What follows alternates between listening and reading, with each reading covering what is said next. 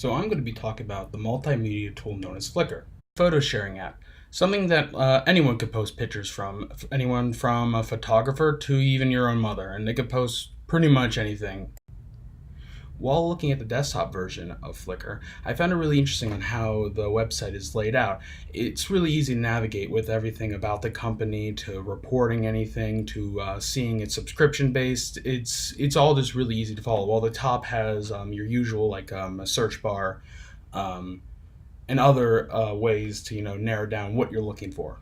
And the ease and stop there. Signing on to the app is just as easy. It only takes a couple seconds, and all you have to do is verify your email by doing a code. It's pretty easy, which of course you're going to need a subscription for this, as for most, if not all, social medias.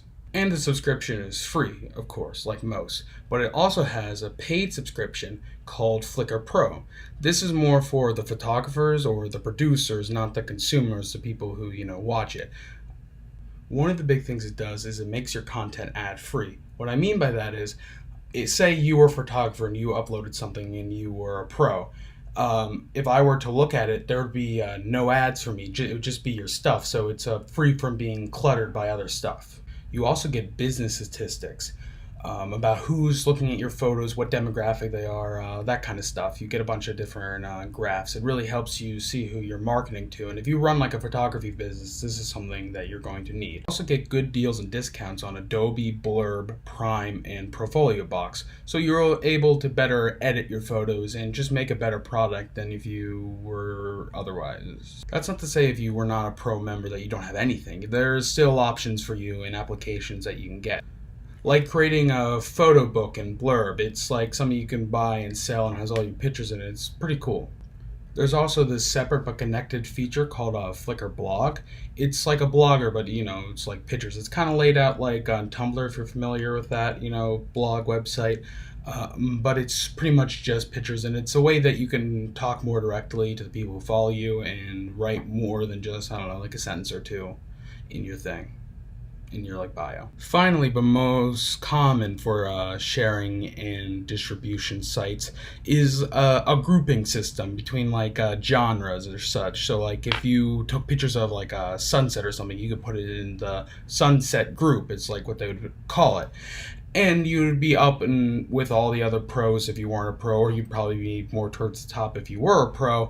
And it lists a bunch of interesting things like who's the most active member in this group and a couple of other stuff like that. So it's more interesting than, or not interesting, it's different than your average, group setting, because it tells you like facts and statistics about this group, which most don't.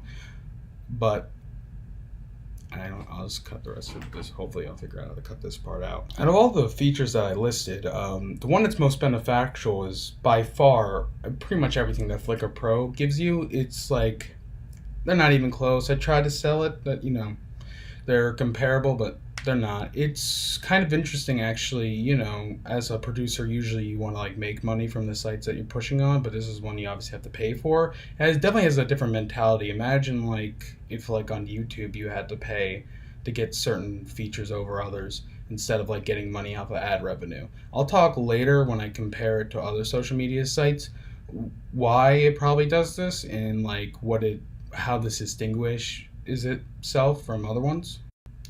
But while we're still on the conversation about features, I'm going to tell you what feature I would add to it, which of course you would care about my opinion on what features to add, but I'm going to tell you to anyways because my answer really matters, which is basically nothing. It really feels like Flikr is filled with everything it needs. The only thing that I might suggest is maybe move some stuff from Flikr Pro down to everyone. Of course not the ads or something, but here's a small thing that I didn't even mention back when I was talking about the Pro, because it doesn't really matter. There's you have a backup system for all your photos, so if you lose them, you can have a backup you can create. That should probably just be for everyone, especially if there's a worry that you could lose your photos. So you'd think that everyone should probably get a backup for that, but no. So probably that would be the feature, would just be moving something from Pro down to something that everyone could have. Now, of course, when you hear photo sharing app, The immediate one you think of is Instagram, and they are definitely comparable sites. I mean, if you look at their apps, they're basically laid out exactly the same. But fundamentally, they're very different. At least how they like interact with producers, not so much the consumers. See, in Instagram, you're like producing yourself, but in Flickr, you're more producing like a secondary company, usually like a photography company. That's why you usually pay for pro, as whereas in Instagram you don't pay for anything. It's free. I think I don't. It's been a long time since I last used Instagram, so I don't know. Regardless, it doesn't really matter. I tried to look it up, but I didn't really find anything. I didn't really try. Back to the important stuff. Flickr is like promoting your photography business. If you're doing it in general, I mean, I way back in the beginning, I said if you're like a mom, you could just like post pictures of like your family, and you could show your like friends and family, and like not show anyone else. But I don't think a lot of people do that. They say they do that. I doubt it. Just like looking through it, it's pretty much all like photographers and stuff. At least that's what they promote. Bright side of that is like it's all pretty professional. Like you're not gonna run into like shitty jokes and memes and like crap trying to get you to follow them to like make more money. It's obvious like here's a product that I can make.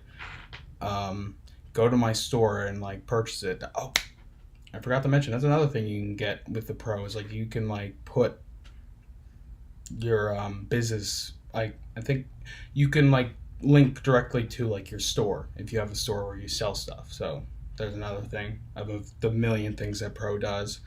Um, which yeah, Pro is pretty much a fundamental like distinction between Instagram and Flickr. I mentioned it a couple times now. I'm going to repeat it because I'm annoying. Um, yeah, I think that's pretty much everything. That's pretty much all I have to say about Flickr. Interesting. Not really for me. I mean, I'm not a photographer. I mean, do I look like the swanking hipster? I don't know why I said hipster type. This is just dragging on. Uh, well, yeah, I'm done.